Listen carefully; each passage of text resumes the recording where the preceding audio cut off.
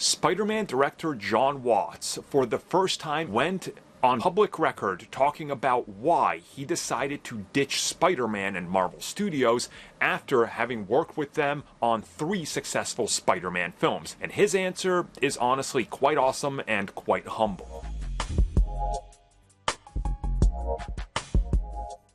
So at long last, after being kept in the quiet for the better part of 4 years, in regards to why he isn't returning to direct the next chapter in Spider-Man after directing the home trilogy for Marvel Studios, Jon Watts finally talks a little bit about this. Now, of course, he recently did work with Disney on the upcoming Star Wars Skeleton Crew, and then he went off and made his own film called Wolves, which is an action comedy starring George Clooney and Brad Pitt, which looks pretty entertaining, and I'm definitely going to see it because I like his style and I like both of those actors. But in the midst of hyping up that and talking about his future, he was asked about why would you give up this gig?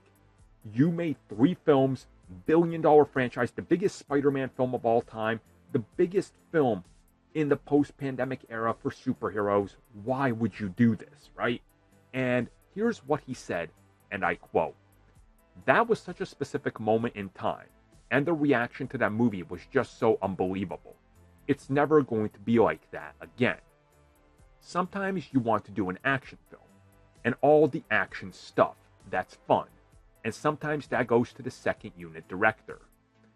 On the Marvel movies, you split up the work because there's so much to be done. Rarely do you get a Christopher Nolan opportunity to do it all. I want to shoot every single shoot.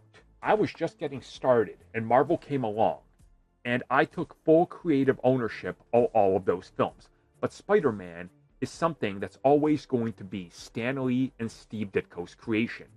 This was the chance for me to go back to my voice and my vision and my style. Wolves is mine, and that's a really good feeling." End quote. So there you go.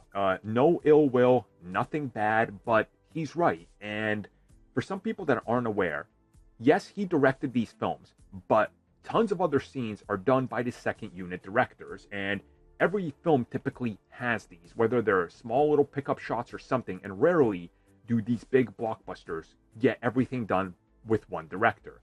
And if you guys remember, this was a problem when it came to Guardians of the Galaxy's post-credit scene. While James Gunn was shooting Guardians, the second unit people shot the post-credit scene that was attached to, I want to say, like Thor Love and Thunder maybe, or something like that. And James Gunn publicly was like, yeah, that scene is getting backlash because I didn't direct it. I didn't even know they did it.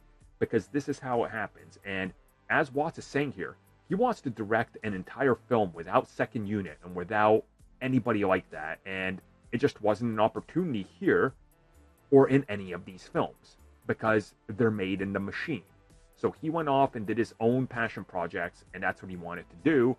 But he's obviously respectful of, yeah, I get it. It's a studio mentality. It's a film and characters that are owned by other people, and they're not going to let me do my own thing through and through, which, again, is respectful and commendable. Remember, this is exactly why Sam Raimi left the Spider-Man franchise. After Spider-Man 3, they were like, oh man, maybe you were right. But then they started to insert more into Spider-Man 4, and then they all walked because it was, again, following the same pattern. It's not something you created and you own. You're just a gun for hire.